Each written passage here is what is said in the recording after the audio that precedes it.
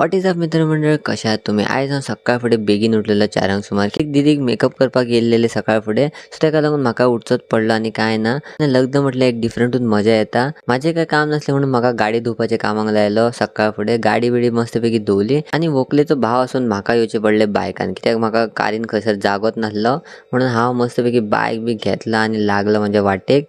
थंयसर हांव डायरेक्ट पावलो हॉलान फोंड्या. येस गायज, फोंड्या आसलें लग्न आनी हॉल सुद्दां जबरदस्त डेकोरेट केल्लें आनी लोक सुद्दां खूब येयल्ले. थोड्या वेळान थंयसरूच न्हवरो पावलो आनी तेजी सुद्दां एंट्री मस्तपैकी जाली. सगळे रिती रिवाज कितें करपाचो आसलो तो बी केलो आनी फायनली जालो लग्नाचो मुहूर्ताचो टायम.